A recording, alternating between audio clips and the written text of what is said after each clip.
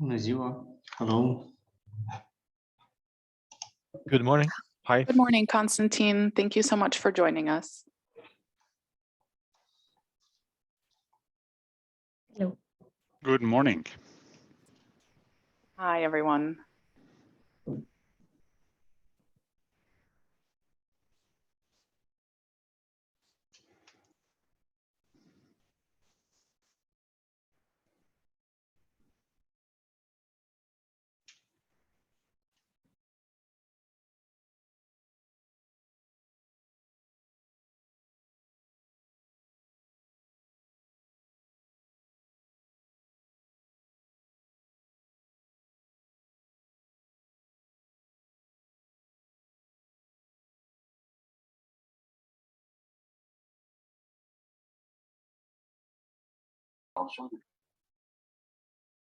Reallocating the savings that were generated in the budget of the CPM. And I would like to highlight that this was done not really through the declaration of emergency, because the change possible.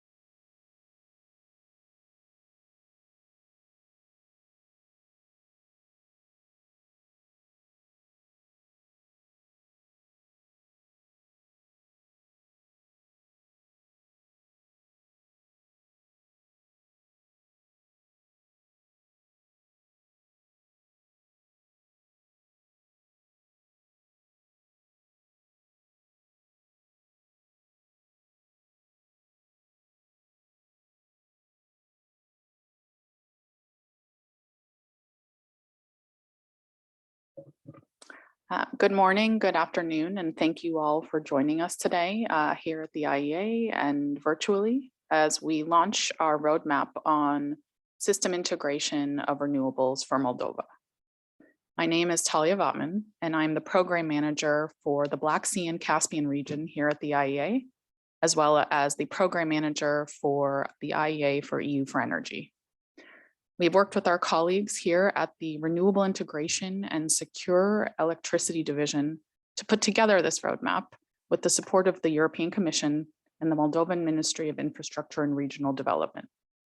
And now I'd like to hand it over to my colleague, Keisuke Sadamori, the director of our Energy Markets and Security Directorate, to say a few words. Thank you. Hello and welcome to the launch of the IEA and the EU for Energy's roadmap for Moldova on the system integration of renewables. My name is Keisuke Sadamori. I'm the Director of Energy Markets and Security at the International Energy Agency. The IEA has had a strong commitment to global energy security since its creation in 1974. And IEA also believes that reliable, affordable, and sustainable energy supply is essential, not only to economic growth, but also to achieve broader social objectives. We have been working with Moldova since 2016 via the EU-funded EU for Energy program, whose goal is to assist policymakers with evidence-based the energy policy design while improving energy data capabilities and enhancing data collection. This program covers the EU's Eastern Partnership countries, as well as the Central Asia. And we have worked hard to bring key stakeholders together from these countries with expertise from the IEA, its member countries, and other key organizations to discuss relevant energy topics. While we wish we were able to hold this event in person in Chisinau, we are happy that this hybrid format allows us to bring together a variety of colleagues and experts from around the world here today. For the IEA, electricity is an integral part of all modern economies. Hence, providing a clean, affordable, and secure supply of electricity is of paramount importance. As the global power sector goes through fundamental changes and challenges, such as decarbonization, digitalization, and climate change, the updating and improving policies, regulations, and market designs, while also investing time and resources in regional cooperation, will serve to enhance electricity and energy security for people all over the world. This roadmap provides a vision of a clean and secure electricity system for Moldova, and it examines tangible steps and facilitate investments in renewables by removing barriers to deployment and establishing flexible electricity markets, enhancing technical flexibility and strengthening regional cooperation. By achieving this vision, Moldova can help ensure a secure supply of energy to its citizens, enhancing domestic and regional energy security while improving health for people by lower air pollution. We hope that today's event and the roadmap will be useful for Moldova and also for neighbors in the region. And we thank the Moldovan Ministry of Infrastructure and Regional Development for their cooperation, as well as European Union for its support. And with that, I would like to welcome Mr.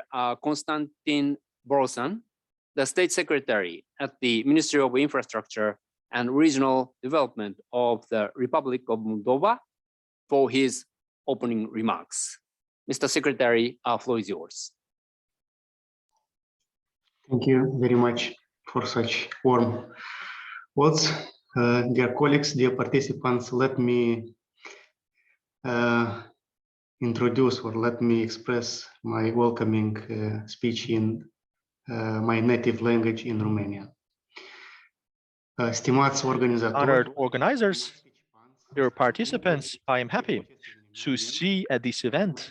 I'm happy to see you again at this event. Unfortunately, this time again, we could not meet physically. You know, we are now facing unprecedented challenges, and we hope that in the shortest time possible, they will be resolved. Now more than ever, the energy sector of Moldova proves how vulnerable and how dependent we are on the imports of energy resources. In this regard, we need to take action. We need to take necessary action and ensure citizens with safe and clean energy to strengthen energy security and reduce the dependence on imports of energy resources. To this end, the government works intensely to develop necessary actions in order to secure or attract investors to develop new projects and capacities to produce energy. Now, the acceleration of integration of domestic electricity markets and gas market on the joint European market of the EU.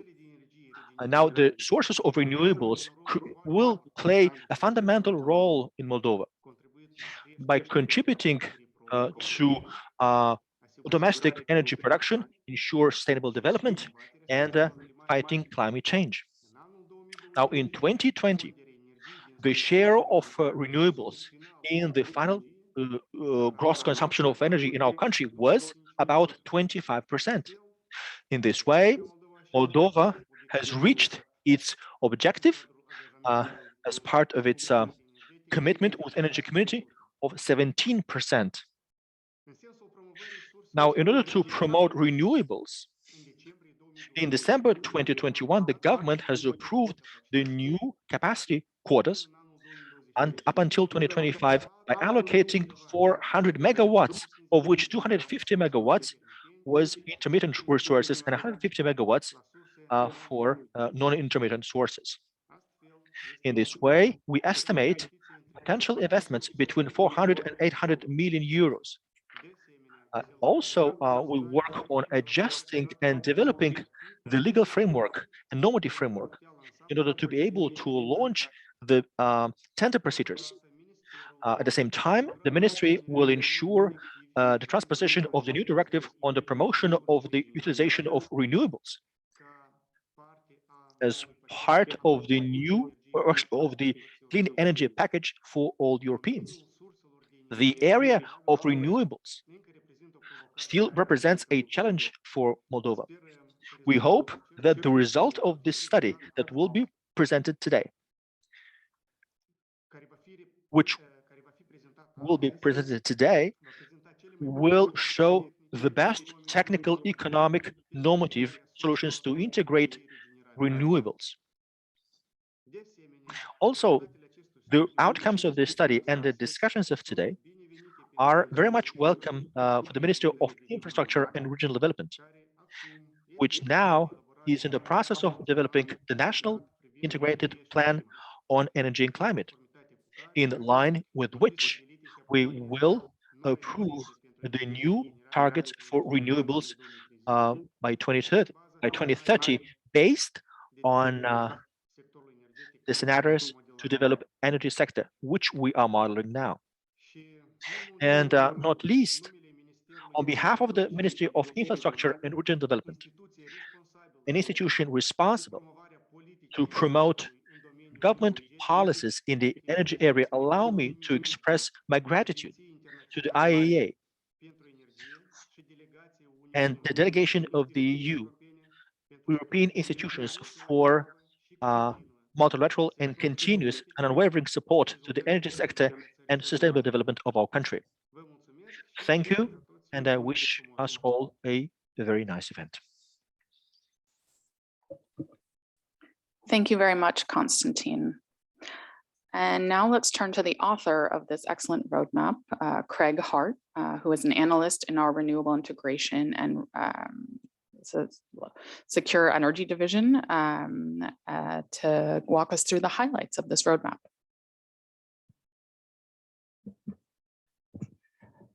Thanks, Talia, and good morning and good afternoon, everyone. Thank you all for joining today, wherever you are in the world, but of course, first and foremost to our colleagues in Moldova, for which we have prepared this roadmap, which I really hope will be something that provides very useful and actionable recommendations for the government of Moldova towards a modern, clean, and sustainable power system for the future. Before I do so, however, I would really like to thank the EU Commission for their funding of the EU for Energy program, which has made this study possible, and of course to the Ministry of Infrastructure and Regional Development for co-organizing this event. So I'll get started now with a presentation of a summary of this study. Is this working? Yes. So I think first I would like to offer some context of the electricity sector in Moldova. The electricity system in Moldova is characterized really by a reliance on imports, both in terms of electricity. So if we see here in the figures on the slide, we have it relied in 2020 on about 80% or just over 80% of electricity imports, either from Transnistria, from a large gas-fired power plant in Transnistria, or from imports from Ukraine, with the balance of generation coming from two large CHP plants, which were burning, of course, gas, natural gas imports, as well as a small amount of renewables. The power system itself is synchronously interconnected with the Ukrainian integrated power system, which up until recently was also interconnected with the Russian unified power system. but of course in the last few weeks has now been operating in island mode. It also has small amount of interconnections with the Romanian power system, although this is only used for small amounts of transmission or energy imports due to the fact that the system cannot operate synchronously with the European continental European system. If we look at the potential for renewables and the amount of renewables currently, installed capacity of renewables in Moldova, we see that it up until now has a significantly untapped potential, especially in terms of wind and solar power. As of 2020, the installed capacity of wind or of variable renewables was just shy of about, or just more than about 40 megawatts, with the balance coming from CHP, which was burning biogas, as well as hydro. Of course, to deploy more renewables and especially wind and solar, the system needs to have a certain amount of flexibility due to three main characteristics of these resources. Firstly, these resources are variable in the fact that they are driven by prevailing weather conditions. So whether the wind is blowing or the sun is shining. Secondly, they are uncertain in their supply until the moment that they are actually producing. And thirdly, they are distributed. So instead of being located close to demand centers, they are often located much further from demand centers where the resources are, where there's the most of the resource, or the resource has the most potential for generation. And of course, is due to these unique characteristics of these resources, for why we want to highlight some important steps towards accelerating the deployment of renewables in Moldova. Over the years, and especially in the last decade, there have been many global examples on how these resources impact power systems. The IEA has classified these into 6 distinct integration phases, which try to highlight the unique challenges and impacts from these from the deployment of more and high amounts of variable renewables. These system integration challenges are unique to the power system themselves, and not just on the actual capacity being deployed. In other words, these would be determined by things such as the size of the power system, the prevailing generation mix, or the amount of interconnection with neighboring systems. And for example, we'd see in the first phases that these variable renewables will have very little or no noticeable impact on the power system. But as more and more are deployed, this starts to have minor to moderate impact before becoming more integral to the way that the power system operates.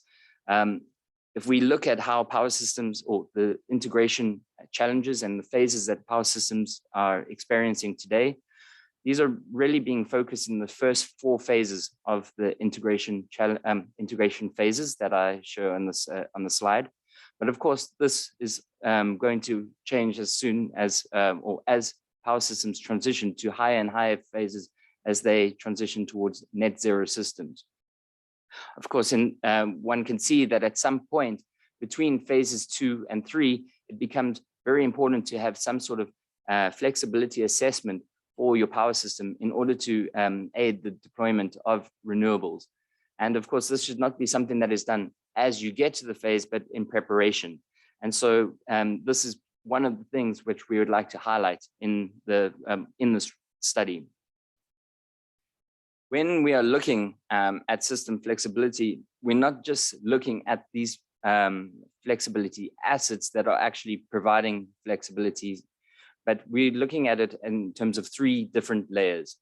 Firstly, you have the institutions or the actors who are actually who are involved in the power sector, and who are actually then putting or implementing various frameworks, which are then able to access different flexibility, or to access flexibility from different assets. And in this sense, these frameworks may be things such as policies and programs, regulatory frameworks, power market rules, or system operation protocols, which are then accessing this flexibility from things like your power plants, your grids, energy storage, and demand-side resources. Of course, in modern power systems, these are all very interconnected with bidirectional communication and interaction, providing and being able to provide this flexibility to the broader power system. So now, as the power system in Moldova transitions from one which is reliant on imports, both of electricity and gas, to one that is dependent on fossil fuels, to one that is more self-reliant on domestic renewable resources, it requires action in two main areas, which are highlighted in this report. Firstly, an environment must be created that removes the regulatory and fiscal barriers for entry for renewables, as well as encouraging investment and ensuring and mobilizing finance to ensure that costs are lowered for the provision of this power from these resources. Secondly, Moldova also needs to transition its power system to one that is flexible, and so it can integrate these developing shares of variable renewables.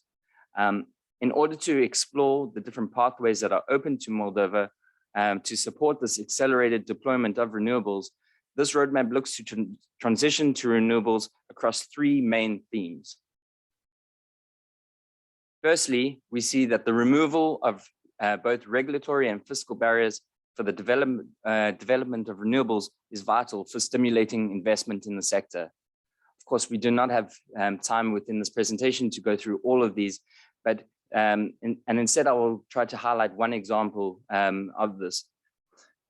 So if we were to look at an example of strong policy signals and how these may affect the costs of renewables and increasing the attractiveness for investors, one can look at one good example is to look around competitive procurement mechanisms. As the global renewable industry has matured, we have seen governments and utilities move towards these mechanisms to help to get to attract competition for the procurement of renewables and to drive down costs.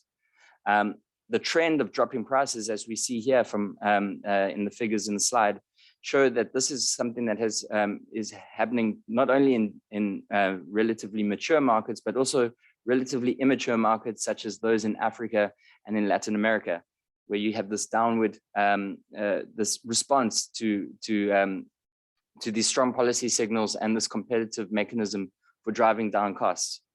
It should be added that behind these this trend in terms of the costs, there's also strong associated policy signals, things such as the removal of barriers of entry, such as things like inconsistent taxation or overcomplicated policy around land sharing or rezoning, as well as the actual design of these procurement mechanisms, which have been designed in such a way that they are both transparent, fair, as well as open to a diverse range of developers.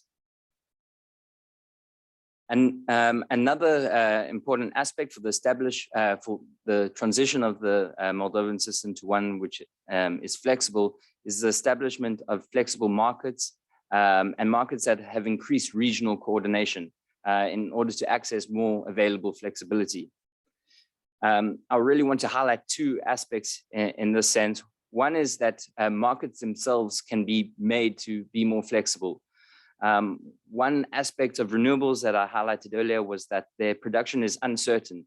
And so the closer you are to real time, the better representation you have of these resources through weather forecasting, which can be used then within the system operation decisions and market operation decisions. By shortening dispatch intervals from, for example, day ahead or hour ahead to 15-minute or even 5-minute dispatch intervals and market and trading, this can really access this inherent flexibility in the power system as you have a much better representation of what those renewable resources are actually producing. And this in turn then allows you to reduce your need for balancing reserves. And this is what's demonstrated in this figure here from an example from the reduction in the need for reserves, balancing reserves in Germany over a 5-year period from 2012. Another aspect which is very important and I wanted to highlight is enhanced regional integration of these markets to access more flexibility. This, of course, can be from physical, this includes, of course, the physical interconnection of these systems, but it then goes deeper than that, and it's enhanced market integration across from multiple timeframes, be it even from the planning phase to the actual market decisions, going from day-ahead markets and all the way down to intraday markets and ancillary services. An example here is, of course, from the continental European system, where the single intraday coupling has allowed for the access of flexibility resources at these much finer time resolutions, and allowed smoothing of variability of the variability of supply and demand, and the trading of energy at these levels, and therefore enhanced flexibility of all systems involved. And finally, there's also then the actual technical flexibility of the power systems.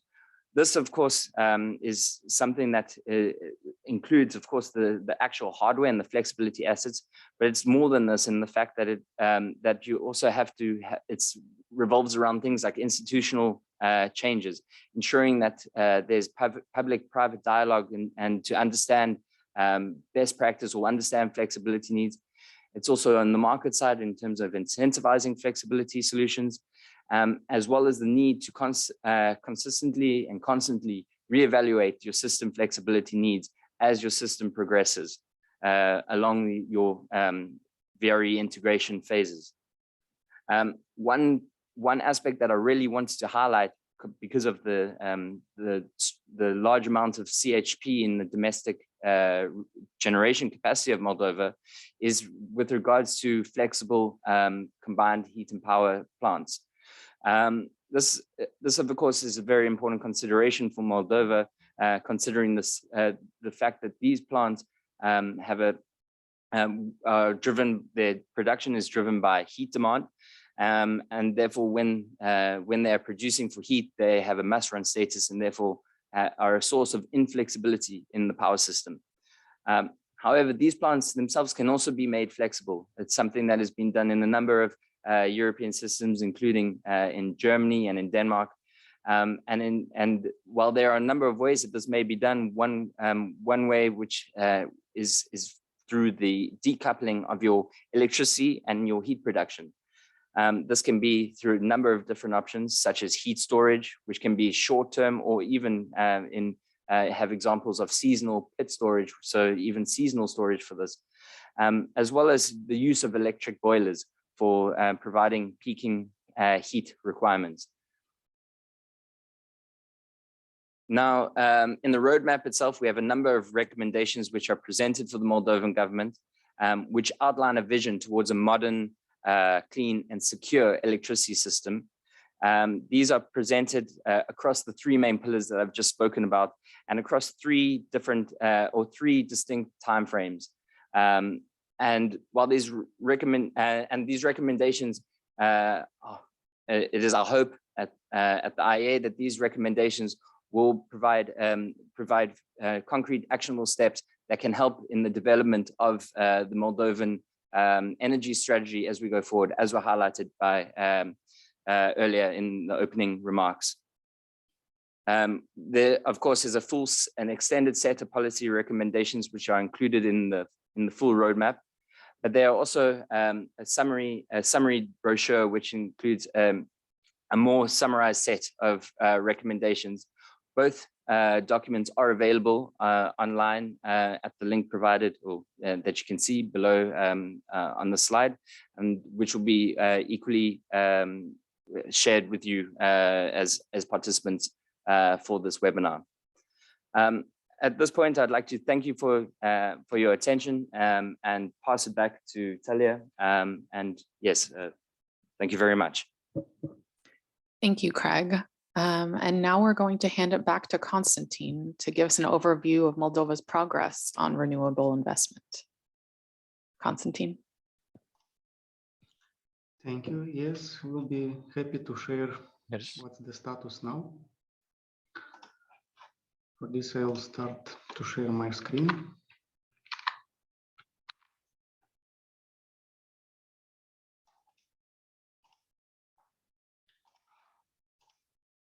Hope you can see now. Could confirm? Yes, we can see. Great. Thank you. And allow me, please, to discuss in Romanian. So, the status or progresul cu privire The la progress on the promotion of renewable energy in Moldova. Of course, this topic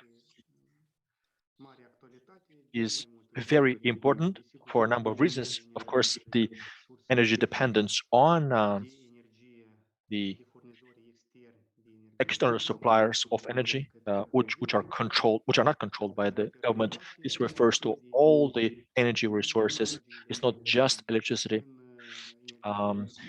So in the power sector, indeed, the domestic capacities, they cover about 1/4 of the country's consumption.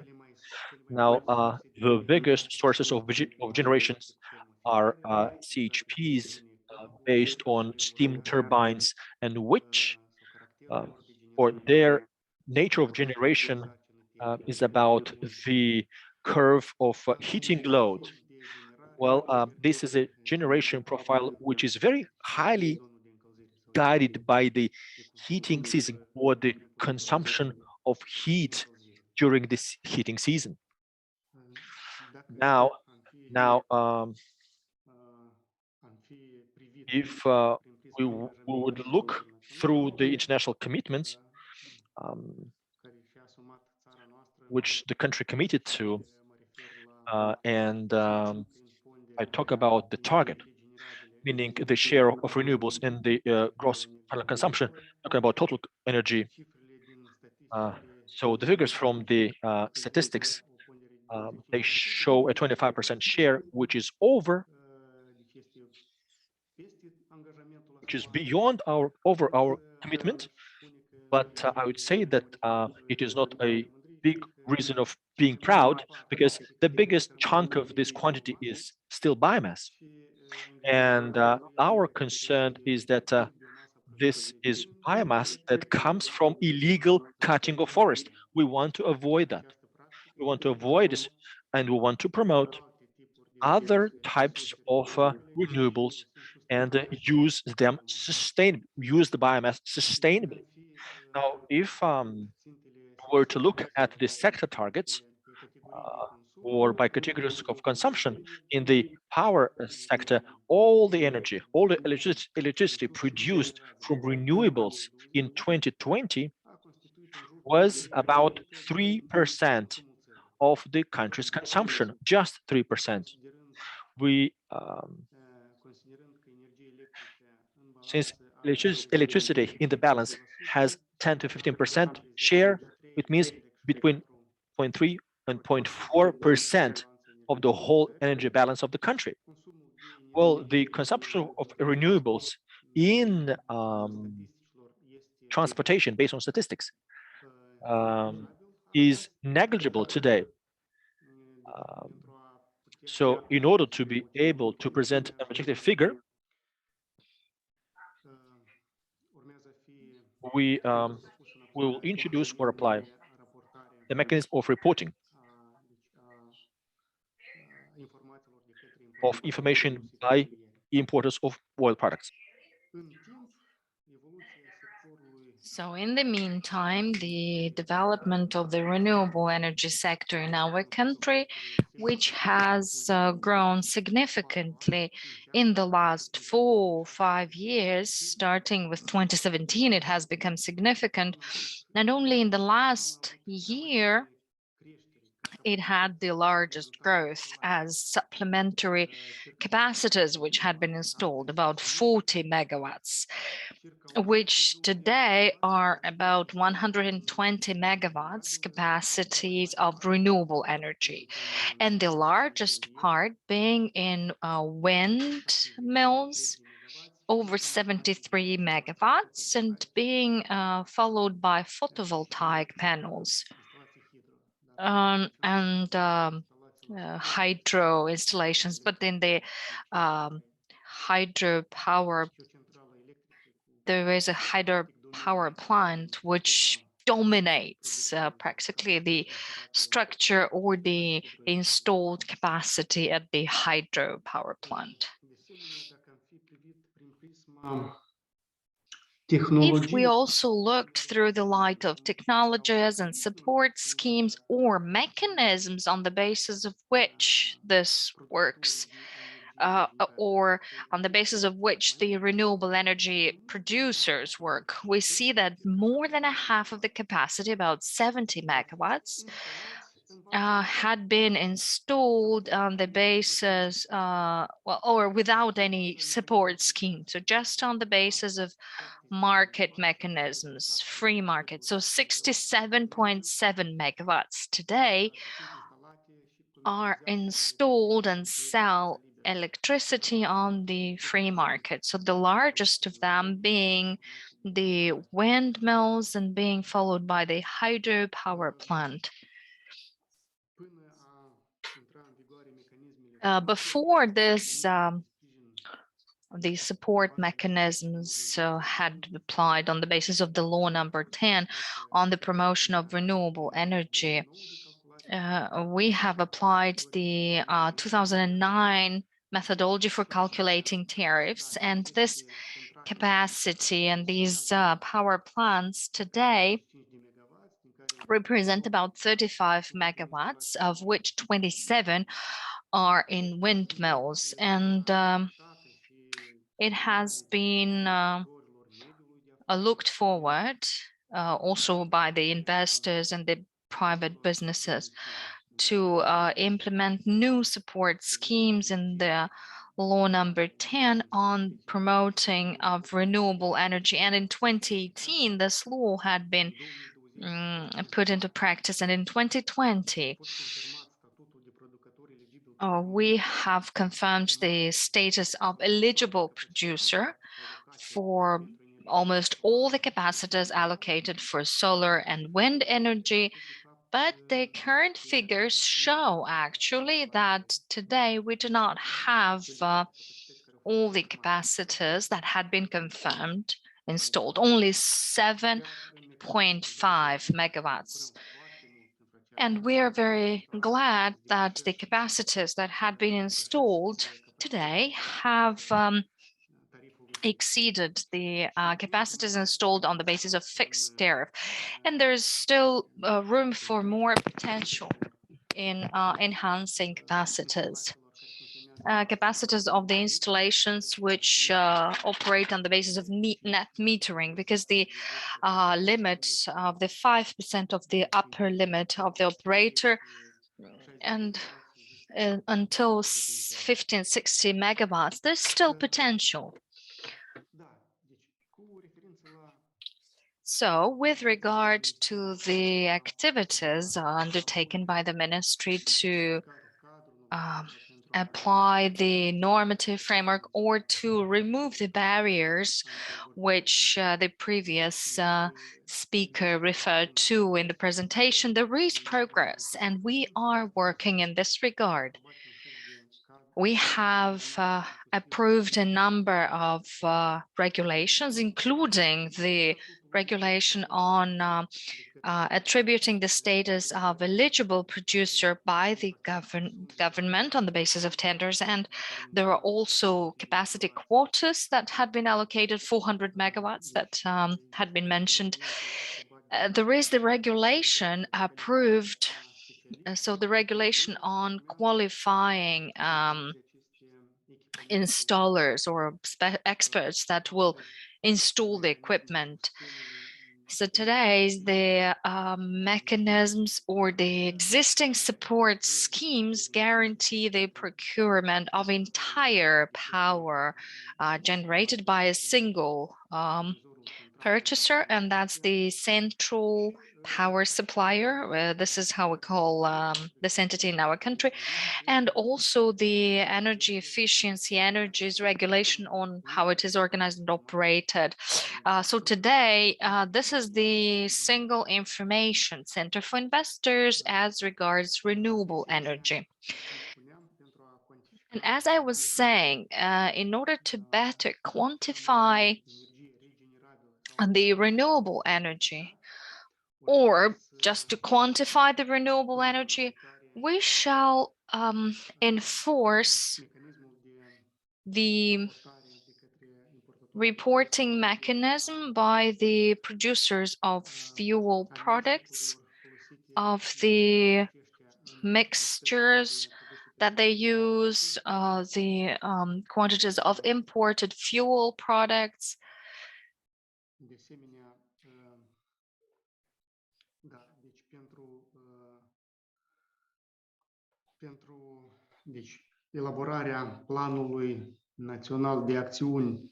Also for developing the national, or for upgrading the national action plan on renewable energy sources. So this activity, as well as the activity for drafting new action plans on energy efficiency, will be replaced by developing a single policy paper in the area of energy and climate and environment.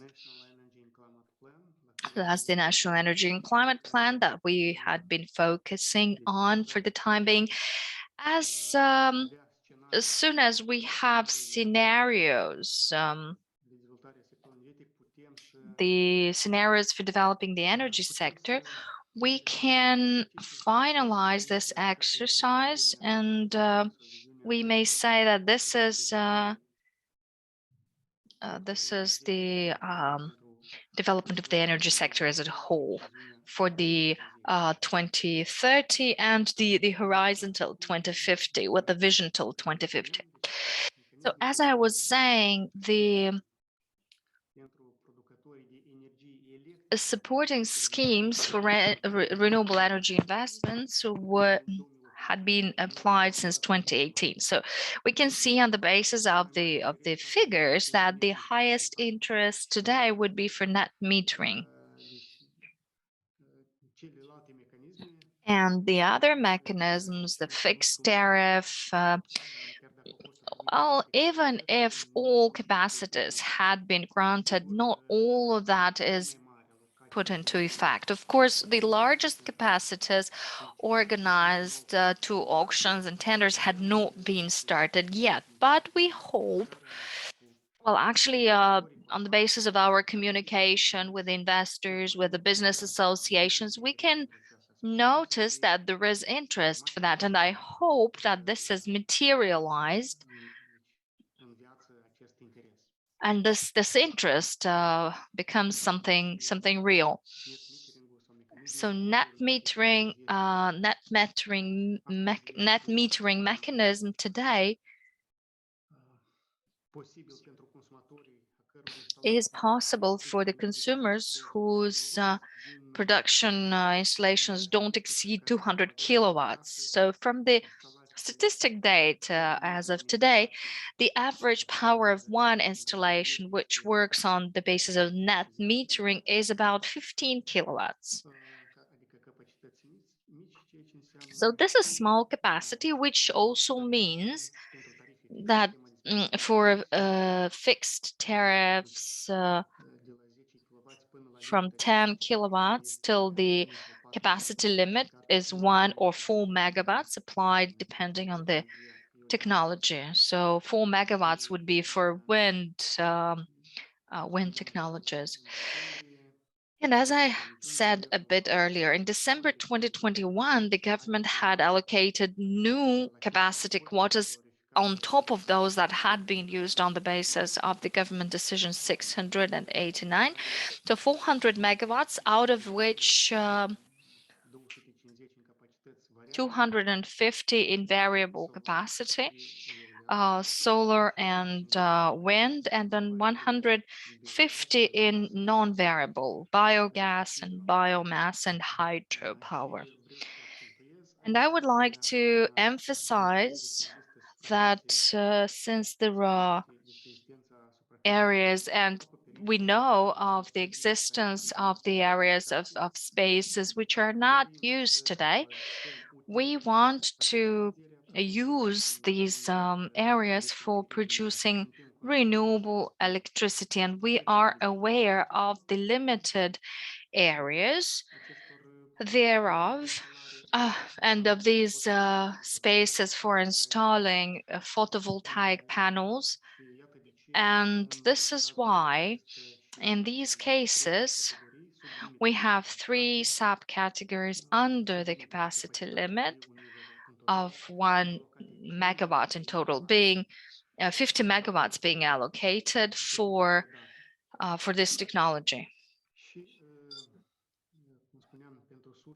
And as I was saying, for new intermittent sources, I would like to highlight, and I'm sure that this webinar is attended by investors who would like to explore these options of investing into projects which are backed by state support schemes.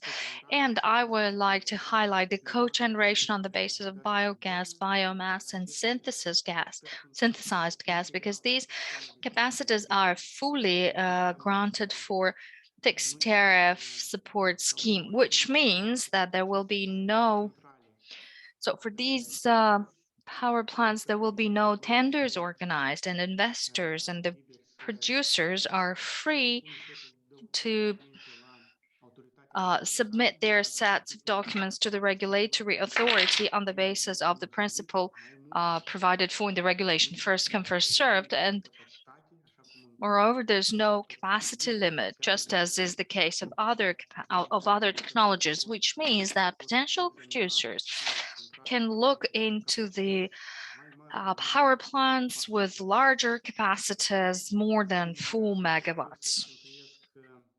And I would also like to highlight that in the case of cogeneration of electricity and heat on the basis of these technologies,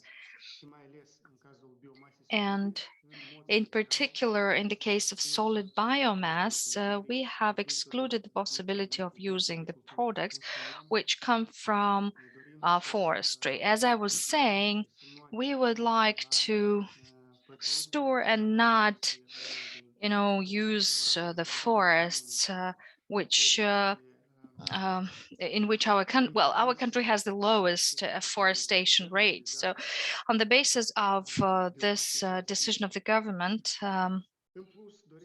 this excludes the use of the forest biomass. And I would like to highlight that in this case, the cogeneration plants, so besides the fact that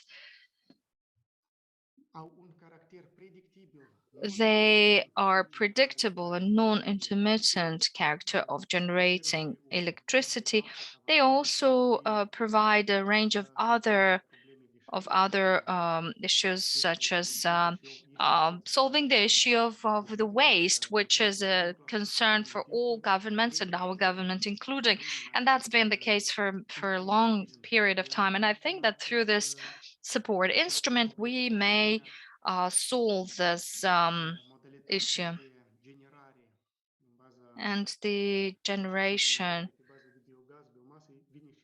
of biogas and biomass also supports farmers in our country by providing the possibility to generate additional revenues from energy production, not only from agricultural production. So, and not lastly, and maybe this is the most important now in the regional context, the security and everything that happens around. So these technologies mean permanent maintenance, permanent jobs, and distributed generation of electricity, and as I was saying, cost or predictability as regards the produced electricity. And I would like to mention that these 400 megawatts capacities that had been allocated, they had been allocated given certain technical issues or technical constraints which there are in our country's energy system, which is completely different from other energy systems that we can compare to. And First of all, this is the peak of the load in our country. For instance, in December last year, there had been about 150 megawatts, and the low of the load, which was about 400 megawatts. So we have a non-uniformity factor of less than 0.5. So there's no difference between the peak and the low is not bigger than twice. So that means that we have a lot of consumption in the residential sector. So this is about 60% of the electricity consumption today. So 60% is in the residential area. And even in the non-residential consumption, which is commercial or industrial and so on, it also has a similar character to the residential consumption, with the peaks in the morning and in the evening. And what does that mean? It means that there are certain limitations, maximum limitations to be injected in the grid without having any difficulties relating to forced shutdown from the system operators of the plants, which generate more than the consumption is. And it had been mentioned in the previous presentation, the balancing by cogeneration plan. I don't think that this is the right way to qualify it like this, because our cogeneration plants don't do balancing. So we need to think that they come on top of the 300 from the cogeneration and 120 which we have in the renewables. So that means that by 2025, if well, and we hope to be able to attract these investments, and I hope that there is interest on behalf of the investors, and as far as I see, the interest is there. So, and we understand it very well that we may end up in a complicated situation, and we need to admit that. And when we are in this gap of 400 megawatts, when the generation capacities would be larger, including the variable capacities. And here I'd like to sum up, because these 400 megawatts had been calculated and approved on the basis of a modeling where the participation of the system operator in our country, considering the load curves characteristic to the operation regime of summer, winter, different categories of technologies.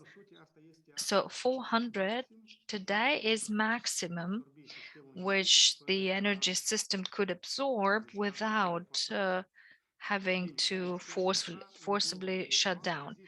Even so, in the night gap, there's also a night low. The RAS, so there is consumption of energy at the minimum level, and with the variable sources, there is an excess of energy for this interval of time of 4 hours. So, and if this scenario happens when we use all these capacities, even so, for a specific day in this transition period, there is an excess of energy. And the following steps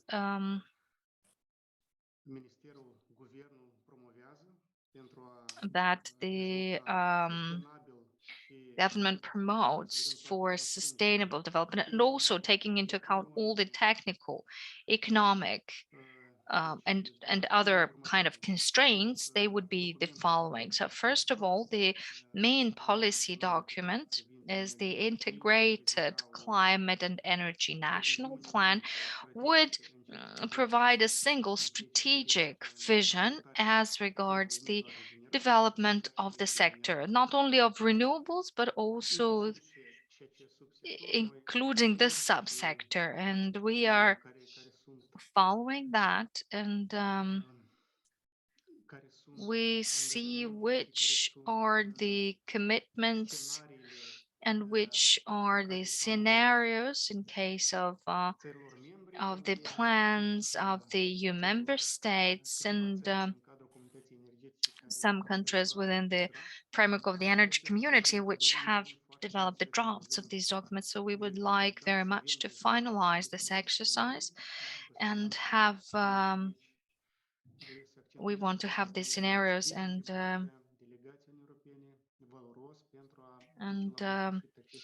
we would like to thank the European Union delegation for this valuable support for being able to continue this, and also Directive number 9, which has substituted the Directive 2009, shall be transposed by the end of the year, which is part of the clean energy package for all Europeans. And this is a commitment within the framework of the energy community. And we are glad that the Energy Community Secretariat has opened an office in the Republic of Moldova, and we would be able to have a closer cooperation on daily basis with the Secretariat so that we could advance in this regard. And of course, the adjustments of the law on renewable energy and the starting of the tenders and the tendering procedures is something that the investment community has been looking forward to, and we would like to advance in this regard, in this direction. And also for it's been already some time when there had been a delay in the of the balancing market, exactly the things that we have discussed. But the regional context that we are witnessing is really complicated, and the Commission for Exceptional Situations or Outstanding Situations decided that the market rules would be adjourned until the emergency period. So from technical perspective, I think that everybody, the business community, the authorities, the producers and energy consumers must undertake actions with regard to electrification of the sector. We talk about the limit of capacity of 400 kilowatts, and the appetite of the investors would be larger than 400 megawatts, but we were also mentioning technical constraints, and we think that if some sectors would migrate from consuming certain energy resources to electricity, that would mean the possibility to integrate a larger capacity of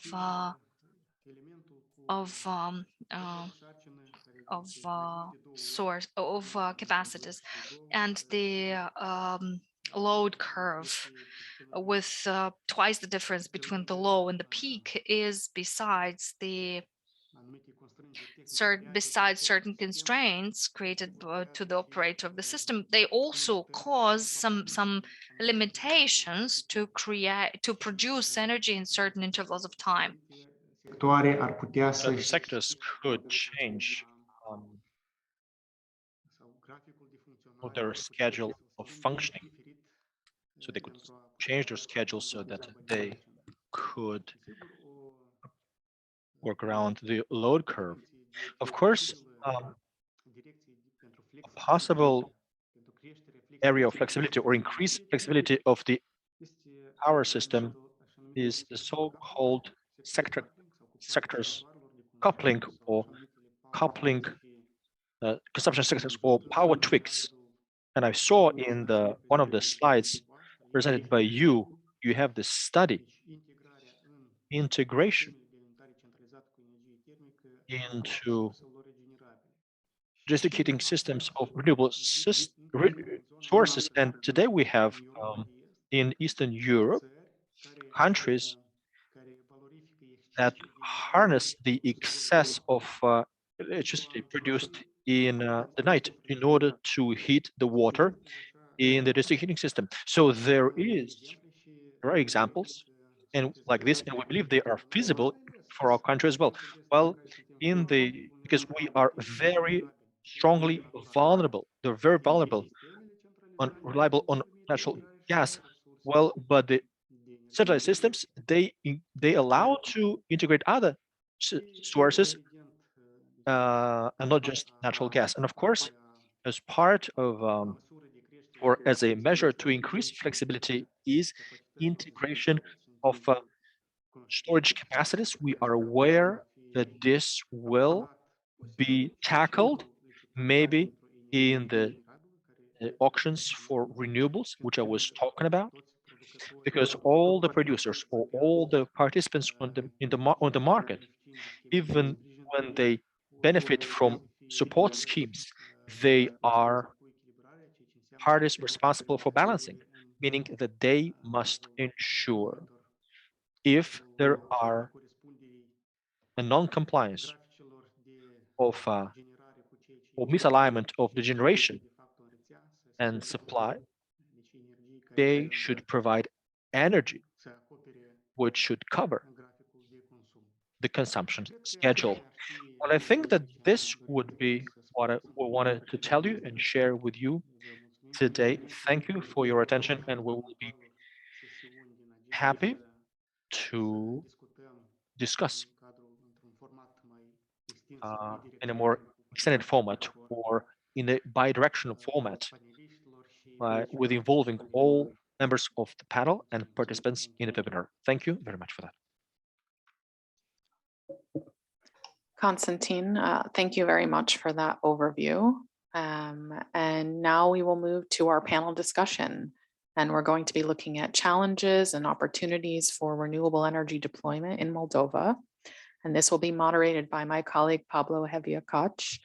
And as a quick reminder, we'll have a Q&A at the end of this session. So please do use the Q&A function at the bottom of your screens to ask a question.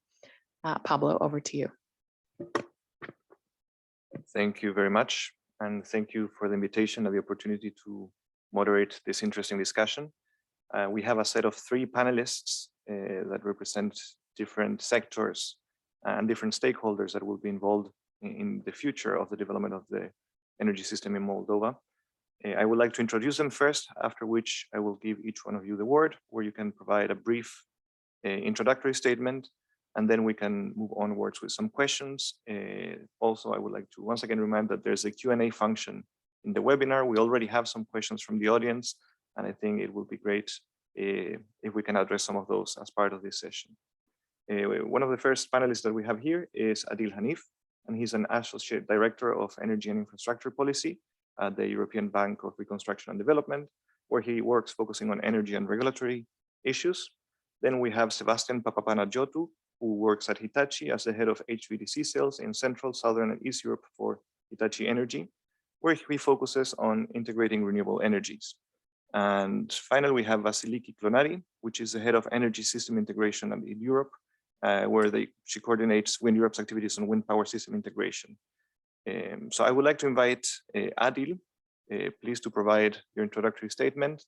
And let's remember that we're going to frame the discussion, this panel, on how can renewable energy help ensure energy security in Moldova, and what needs to be done to accelerate its deployment. So the floor is yours, Adil. Bruno, thank you very much. Good morning and good afternoon to you all. I hope you can hear me well. So thank you, first of all, thank you very much to the IEA for this generous invitation and to comment in relation to the launch of this excellent report. I think the report touches on some very important issues, and one that we have been working with our counterparts in Moldova on for the last few years, and specifically in recent months. I think the report is timely. Renewable energy sources are a secure, clean, and often affordable source of energy that can be scaled up in a short period of time And once you have them, you lock in the price. So you're not exposed to fluctuations in commodity market prices. Once you have allocated renewables and you have determined a tariff, that is a tariff that you have for the next 10, 15, 25 years, depending on how you structure the support scheme. And I think that's particularly important in the current environment. It highlights one of the key strengths of renewables, in addition to being scalable and in addition to being something that has a short lead time to add. I think the report neatly summarizes many of the important issues that are relevant to scaling up successfully renewable energy sources and ensuring their integration into electricity systems. So if I may, I will pick up on a few points, echoing also the remarks from colleagues at the ministry. Really, the starting point is, how do you scale up renewable energy sources? The key, you begin with the regulatory framework and ensuring that you have a supportive regulatory framework. And that relates to issues such as setting the appropriate target, and indeed the work that the authorities are doing on the NECP targets is very relevant, because this is something that investors look at. Investors are not just interested in that first project, but they're interested in the pipeline of projects that will come afterwards. So it's those targets, it's that broader supportive regulatory framework, including indeed the measures that the government has to transpose the clean energy package, that again represents a hugely important step and a hugely important signal to investors.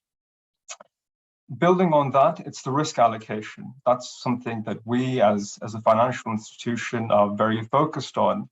And the important thing there is a fair risk allocation. That doesn't mean a risk allocation in which all the risks are transferred to the government. Absolutely not. That is not a fair risk allocation. That is not a sustainable risk allocation. But it's about allocating risks to those who are best placed to manage them at the least and the most efficient cost. And finally, it's about navigating the reforms. So Moldova has an ambitious reform program. It's a reform program that has been ongoing for the last few years. And indeed, in the previous remarks, there were some key highlights. And it's important that the reforms and the development of renewable energy sources go hand in hand. So the support schemes that are launched need to be mindful of the current status of market development, where things are ongoing, but also anticipate what those reforms are going to be, so that what you do in the short term don't preclude future reforms.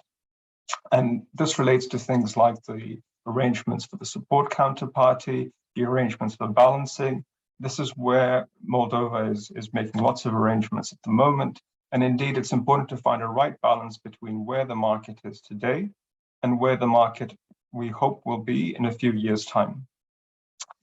I think the other thing that I would like to emphasize is the importance of competitive procurement. We've seen in country after country, when policymakers have used well-designed auctions, developers have responded with stunningly low prices. And that's something that we are working very closely with the ministry on, and we certainly hope to support them on launching that first auction in the near future. But auctions are hugely important for the development of renewable energy sources. Finally, a very brief comment on the integration challenge. That is the focus of your report, and it cannot be overstated. The importance of the integration challenge is hugely significant.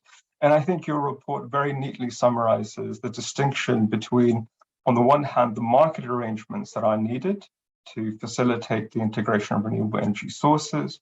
Key highlights there are the establishment of short-term electricity markets.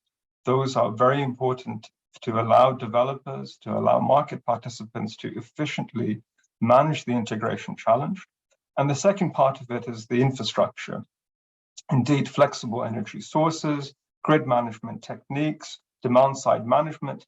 There are a number of different avenues for the market to explore with respect to ensuring the integration. But I would just close on the point that the integration challenge is a manageable challenge. It's one that we've seen many countries successfully tackle, and it's an incremental process. It's one that as you neatly summarized, there are different stages of the integration challenge. In early stages, some of the challenges are easier, but this is an incremental process, an ongoing process, but it's certainly a manageable process. And that's the key message that at least I would like to emphasize. But really, that's in a nutshell, I think, some of the key points that I wanted to bring out from the report. Again, I think it's an excellent report, and I think it's very timely. Thank you so much, Adil. Very interesting thoughts, and I'm certain that we're going to circle back to some of those aspects in terms of how to develop these pipelines and how to ensure correct risk allocation. I would like to give the floor then to Sebastian. Please, the floor is yours. Good morning, good afternoon, and also a big thanks from my side also being here today. And I completely agree. I couldn't agree more also what Mr. Hanif has said, but also what we have heard today also from the ministry. I think this report from the IEA is also time-wise at the right point in time, and also from its urgency, also looking inside of it, couldn't be better time-wise of populating this document. Let me very briefly, in the nutshell, also touch to the point what Mr. Hanif said, and also what we have touched right now, also from the slide deck of the presentation. The good message is when we look more from a technology angle point of view, what Hitachi Energy stands for is about the good message is the technology is there. The technology is there also of helping integrating renewable energies, in particular also when it comes to the flexibility and also the grid elements. What does this mean in practice about also? One element is certainly about also how to interconnect the grids, also helping also when it comes to flexibility angles. I think one point we can agree on what we have seen about also on the load curves, also how to interconnect also the different grids, also to leverage also the renewable energy scales is one element.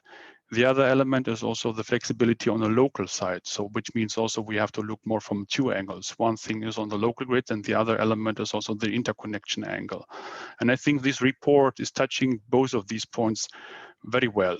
Having said this, and also looking on the time and also give also some more time and floor also to my colleague here, Vasiliki Klonari, I will keep my message very concise and reiterate technology is there, also allowing also renewables can be integrated quickly.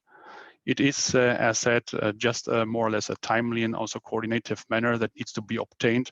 Also the process, how this grid flexibility elements and grid expansion needs to be taken place. But the technologies are all available. So there is no bottleneck when it comes from a technology angle. And with that said, I give the floor back. Thanks a lot. Thank you so much for that very precise intervention. I hope we can discuss a bit more on then how we can utilize these existing technologies and what are the measures that maybe Moldova can take to ensure that we get the right tools to fulfill the job. Vasiliki, please, we're very interested in hearing what are your thoughts. Thank you very much, Pablo, and in general, the International Energy Agency and the EU for Energy program for organizing this extremely important discussion today, especially in the current landscape where we realize that Europe needs to maximize its dependence on local renewable energy resources. I would like to, and of course, I would like also to thank you for producing this extremely helpful report for the system integration of renewables in Moldova. Both the roadmap report, but also the continuous work of the energy communities highlight a point that is very important, that Moldova has a very good potential for the system integration of wind and solar with its grid, electricity grid infrastructure as it stands today, as a first step, which means that with a set of immediate policy measures, the government would be able to unlock a series of very important next steps. And maybe I would like to start with a question to Mr. Borzan, Secretary General. According to the government decision last December, we now have the capacity allocations for new generation types. And we see that very small capacity has been allocated to wind. It's 15 megawatts, while 70 megawatts to solar PV. I would like to ask if there is a specific reason for this. And of course, I think it has a lot to do with the organization of technology-specific capacity auctions, which we see as very important for the future. I think that it will be crucial to have a well-designed planning of wind capacity auctions with very concrete milestones. And there are a couple of reasons for this. Of course, this can reduce the uncertainty for investors, but it can also enable the authorities and the grid utilities to make an accurate planning of the needs, grid infrastructure needs. Together with other, of course, benefits that have to do with streamlining the rules for grid access of the different technologies. And also it could accelerate the investments in grid infrastructure, both reinforcement, expansion, but also efficiency optimization. And as Craig mentioned in his presentation, Moldova is in phase 1 of the system integration of renewables, but this is a great opportunity. So things can be done in a very good way thanks to this. And for this one, I would like to highlight the need for the different stakeholders to cooperate closely since the beginning, since the early design stages. And I mean here, end users, grid utilities, and generation asset developers for the siting of the renewable energy projects and the respective grid reinforcements. Then another point that I think is important is about the aging grid infrastructure in Moldova. Maybe this is a more medium term or could be also a short term measure. Of course, the grid development needs to be accelerated, but there is also a need to exploit the potential of grid optimization technologies. So the roadmap report mentions the dynamic line rating as an option, but there are many other options.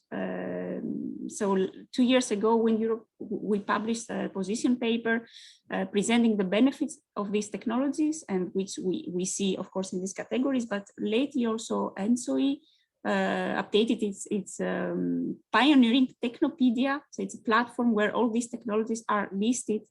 And their benefits are very well explained, and we believe that they should absolutely be considered for TSO and DSO investments in the next years. Another important aspect is about Moldova increasing its dependence on local resources for renewable resources for balancing needs.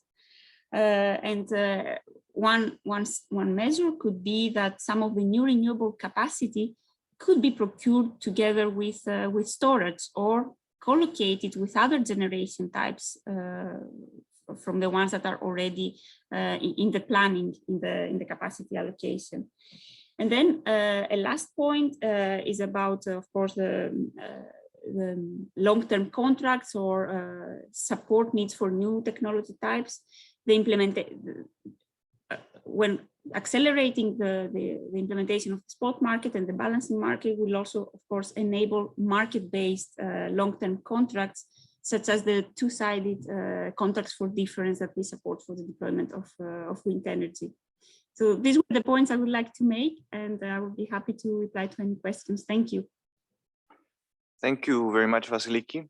I would like to take the chance to maybe allow Konstantin to answer regarding the question that Vasiliki had on the specific allocation of wind resources in the coming procurement. Thank you, Ms. Clonari, for your inputs and questions. I would say, and let's remember one slide that I showed, that there is a specific character of generation of specific technologies and very, very specific load curve here in Moldova. And putting one over to other technology, I mean solar, wind. That's the, let's say, the optimal structure of generation facilities, generation capacities, not to curtail. That's simple. And I said that there is very, very different power system in Moldova compared to others, even compared to neighboring countries. Don't compare with Ukraine, where their quite flat load curve is around 20,000 megawatts. 20,000 megawatts. In Moldova, 1,000. In Romania, 13, 14, up to 15. You cannot compare. Plus, in Moldova, there is more than twice difference between peak demand and low demand. This is something very different, very specific. I don't know if, for instance, International Energy Agency can give us an example with a country with similar shape of load curve. I think Moldova is very specific country in this regard. And I will repeat myself, constraints are not grid. Grid can absorb, but what will do with that electricity? What will do with that electricity when our consumption is 400 mega and generation is 600? I have answered: electrification of sectors, power to X, sectors coupling. That's the right direction. Thank you very much for that answer, Konstantin. I could see, Sebastian, that you were smiling and answering, and I think that this is a good follow-up on the technology side of things. There's a question from the audience regarding how do you see the view on storage technologies? And I think that the concept of storage, the concept of sector coupling, as I say, can play a role, and I would like to hear your thoughts on it. Certainly, thank you. Yeah, absolutely. Storage will play a role. I guess not only Moldova. I think this is a phenomena that we see in many regions, not since a couple of days, since longer already, and it will evolve even more. But storage will have also its limitation. And I think in all fairness that we need to be also transparent in two ways. Storage will play, in our opinion, a kind of a role where we are also looking from a day-to-day business also, how it can foster and also shape the load curve also to flatten it in certain regards of not having a duck curve, as we always say. The other element is when we're looking more on the seasonal storage, and that is, of course, the quite crux right now, and maybe also to make some addings and to take also the points as said before from the minister. And I think this is a valid point about what to do if there's a surplus of too much renewables, and that this is a valid question. And here again, also some of these elements can be also tapped certainly in the electrification of certain sectors, but it can also be tapped also for exporting goods if interconnectivity is granted. And here, that is something which is the biggest role to play. If we see it more in the context where we have an interconnected grid towards the whole European area, then we certainly see also how, for instance, a surplus with the wind patterns and renewable patterns in the region of Moldova can also help in other regions where the demand is quite high. So here certainly were both angles. And just to answer also the question on storages, it will play definitely from a day-to-day businesses. And when it comes more from a seasonal point of view, or where also the patterns have a different profile on a longer period, then interconnectivity can help. Thank you. Thank you so much for that answer. I would like to circle back to a point that Adil mentioned that I found quite interesting in terms of risk allocation. And it is clear that investors are going to play a very important role in enabling the development of renewable energy for Moldova. And I was thinking, which precise recommendations could you give to Moldova in order to facilitate and to clarify what role they can play and how to minimize the perceived risks that investors can face in the country, in the sector? Austria, Italia, Danimarca e Finlandia grazie al Renewable. Sure, no, thank you. I think maybe I'll limit myself to a few key points. One, I would go back to some of the high level issues, the importance of targets and the importance of an overall framework and an overall commitment, a high level policy commitment. I think that's not necessarily a risk allocation issue, but that nonetheless is important to anchor the risk allocation in, because I think people are looking at the high level commitment, and certainly that's a message that also came across from the ministry. But dealing specifically with a few examples of risk allocation, I think, let me pick up 2 or 3 points. One is all really centered around the support counterparty. One is the funding arrangements for the support counterparty. I think investors are always looking at the funding path. What is the risk associated with the payments that they are going to expect to receive from the support counterparty? And specifically there, what people are looking for is understanding if it is a transparent and credible framework. So that doesn't necessarily mean that you have to provide some sort of government support all the time. That is not necessarily the message we would take. What you're looking for is transparency and confidence in those arrangements. So to give you an example, then I won't go into the specifics in Moldova, but to just give you an example in a more general terms, what you're looking for is a clear path of where the support payments are going to come from. Typically, they will be recovered from end users through some sort of levy. So that on end users, you would expect some sort of surcharge to come, and for that money to be flowing transparently to the support counterparty. And you'd be looking at the sizing of that levy. So for example, is it in line with the funding commitments that the support counterparty is going to have? Are there adequate provisions for liquidity? So for example, typically there will be risks such as collection rates. They may be lower or higher than expected. There may be some risks in terms of demand. Demand may be higher or lower than expected. There may be some risks associated with generation. So the amount of generation from renewables might be higher or lower than you expect it to be. And you would seek to build that into the funding mechanism. So that's a very concrete and very specific area of the types of things that we would be looking at, which is, what are those arrangements? Are they credible? Are they transparent? And importantly, I would emphasize, are they sustainable? Because you don't want an arrangement that is on the surface very generous, but cannot be sustained over the life of a project. So it's very important to look at the sustainability of that framework as well. So that's a specific example.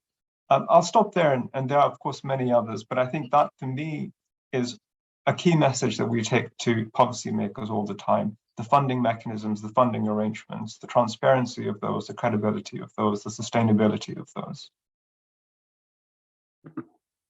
Thank you so much. That is so clear that it's a pleasure to hear. And I think that it's something we've seen across so many sectors, the importance of these long-term visions and the transparency that allows, in the end, all stakeholders to take the appropriate decisions. There's a question that I would like to ask Vasiliki, because in Konstantin's presentation, we heard that one of the main priorities that they have is on the development of the liberalized electricity markets. And I would like to know, based on your background and your field, are there any specific considerations that you think are important to take into account as part of this process to enable the participation of renewable energy? Yes, thank you, Pablo. I think I would align with what was presented by Craig in the presentation of the roadmap report. So, of course, the day ahead and intraday markets with procurement as close as possible to delivery, which is ideal for renewables. Of course, increasing integration with markets in neighboring countries. What also was mentioned, the design of the flexibility markets. So all these aspects that are actually already very well presented in the report. Thank you so much. I appreciate that very direct answer. Sebastian, one of the things that we've seen recently is the process of the synchronization of the Moldovan power system to the continental Europe, and it's a process that's ongoing right now. And while we mentioned that grid constraints are not today an issue for the first steps of the development of renewable energy, I can imagine that there can be some perspectives from the point of view of security, of reliability, as well as cost efficiency. And I would like to hear if you have any thoughts regarding how this can play into the utilization of renewable energy assets in Moldova. Certainly, thank you for that question. I mean, looking at more from a technical point of view, I mean, there are many areas around the globe which have increased over the year from a more conventional driven power generation park to a more renewable driven generation park. And this type of evolvement and roadmap is in most countries when they adopt and change very similar. Some of the grid elements needs to be also upgraded, or let's say also getting some new additional grid assets to it to allow also to integrate more renewable energies. But that is something which from a step-by-step basis, and there I couldn't agree more that the grid will be not the bottleneck.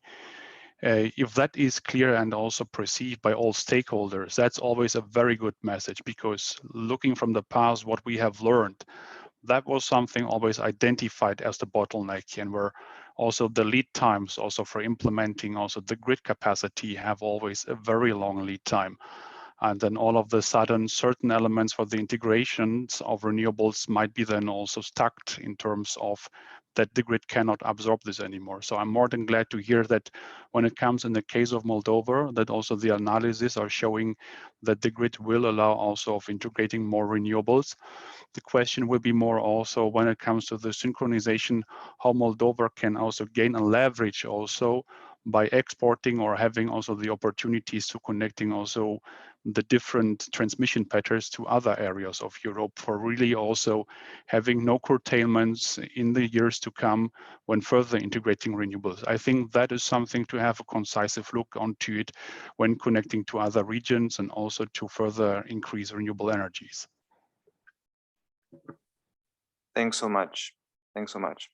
I can see we're slightly over time, but there's so many questions that I'm going to take the chance to ask a last one. And this one is from the audience for Mr. Konstantin. It's actually two questions in one. It's a couple of clarifications. The first one is it correct that renewable energy producers are going to be fully responsible for balancing their production and the associated costs? And the second question is, will information on the upcoming renewable energy auctions be published regularly? Thank you for that questions which came from audience. I will link these questions to earlier said related to electricity market rules. Electricity market rules, which were adopted in 2020, were postponed to enter in force, already envisage that all market participants became responsible for balancing renewables too. And yes, immediately as we will apply market rules, rules will be the same for all participants. Because in the end, all of us should understand what does it mean for consumers, for other market participants. And to second part of that question related to announcement. So as we showed in one of the slide, 165 of megawatts were allocated for tenders. It is assumed that they will be portionally tendered. And yes, of course, this must be a transparent procedure that all potential capable investors can participate and offer. Thank you so much for that. with that, I would like to sum up, first of all, by saying thank you to all of you. I think it's a great chance to have these different sectors coming together for a lively discussion. And if there's one thing that's one feeling that I got from this, it's optimism. I believe that all the necessary preconditions are here to have an accelerated deployment of renewable energy in Moldova, to ensure security, reliability, affordability, and sustainability. And I'm quite keen on following up this process and seeing how these extended conversations go in order to apply all the lessons and all the recommendations that were found here with the government targets. So thank you so much to all of the panelists, and thank you for the audience for their engagement. I'm sorry we could not cover all of the questions that are here, but that means that it's a very relevant topic. So back to you, Talia. Thank you. Thank you, Pablo. And thank you to all the panelists for that really interesting discussion. And now I'd like to turn it over to Christian Bolaro from the European Commission for some concluding remarks. Thank you very much indeed, colleagues. I hope you can hear me because I have to connect with my mobile phone. Apologies for that, but these days, this virtual meetings they have some challenges. So many thanks indeed. This is Christian Bolaro from the delegation in Moldova. And indeed, many thanks indeed for having organized this workshop. The EU as a donor, as an investor, let's say, in this study, I would say is particularly important to stress, and I would like to stress what somebody already said, that this system integration of variable renewable energy sources, it's really in and your study is particularly in the right moment. It's very timely. Certainly, colleagues have already highlighted that we are already doing quite a number of activities in support as EU delegation in the country to really help the authorities in this transition. And indeed, let's say the approximation to the ENSOE grid will open, I would say, a new era, and that's absolutely important because this will be, and it was already mentioned, that this will also play an important role also for a further integration of renewables into the system. But certainly this is very much timely because it is certainly important to stress that this will also have a positive effect on the energy security of the country, which is in this moment, I would say, equally relevant. From my take from the discussion, and thank you very much for the very interesting discussion, I think indeed we are, I would say, the three main points which were highlighted. So certainly regulatory barriers and stable landscape for investors, it's certainly the first step. And indeed also the State Secretary already expressed what is the approach. And indeed there are actually quite important advancement in Moldova in the last years. Yes, we all look forward to this auction finally launched to see really the process starting. But what I think it's really important from my perspective at least is that when we're talking about enhancing flexibility of the power system, it's also about institutional capacity. And institutional capacity is not only, I would say, ministry colleagues, but it's really broader than that, because we have stakeholders, we have market operators, we have regulator, we have a number of really, including, I would say, even if you allow me, customers, because as the colleague explained, at the end of the day, they will bear the, let's say, the final, if you want, they will sustain the investment, actually. So all this is certainly important. And in a country like Moldova, with a sort of certainly not a big country, and certainly not the richer in Europe, all these elements have to play an important and have to be carefully addressed. From our side, indeed, we are helping through EU for Energy, but not only. Mr. Borosan mentioned a little, a small help that we are also providing really with modeling, really try to get better targets when it comes to renewables and energy efficiency, although not for this meeting today. But this will be certainly an important element because we are talking about the system approach. So to be able to really have a larger share of variable renewable energy in the system, we need to consider the overall picture. We are also very much looking to additional investments, for example. As you know, we have largely invested in the infrastructure. It was mentioned that indeed the grid is not the bottleneck right now, which is true. This is also true thanks to the investments from EU side, together with the international financial institutions, for example.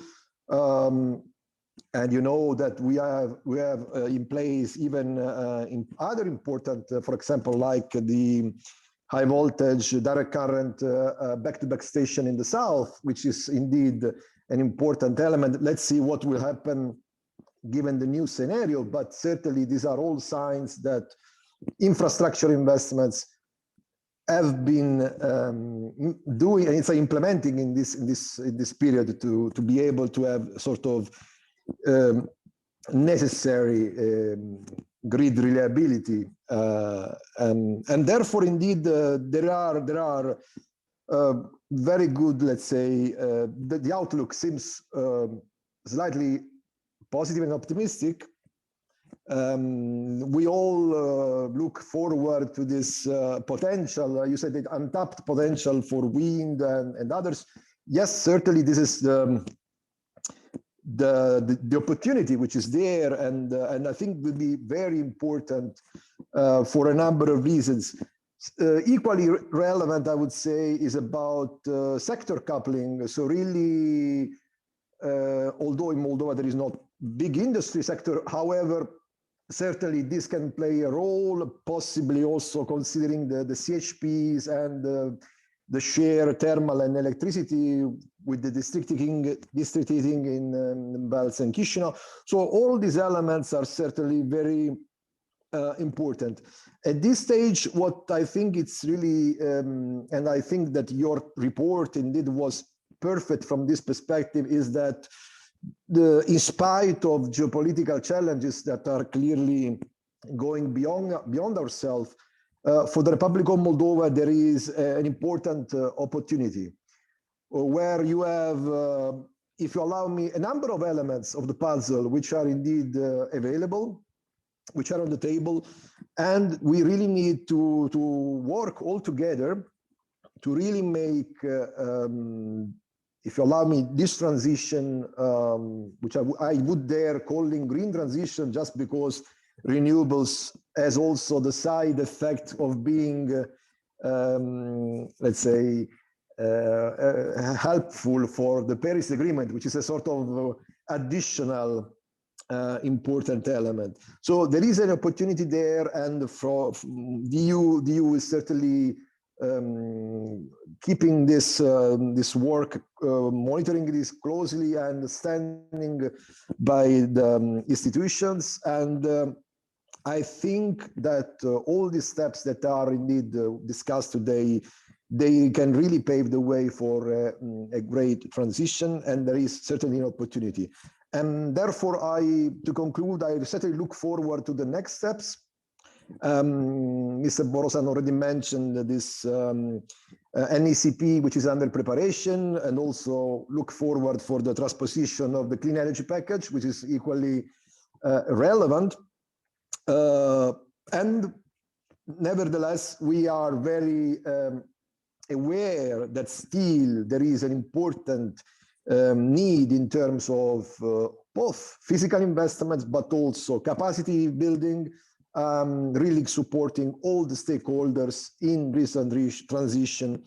And we really hope also that once let's say, this transitional period, once the connection with DENSOE will be stable and reliable, that we can really have even better situation for even larger penetration of renewables.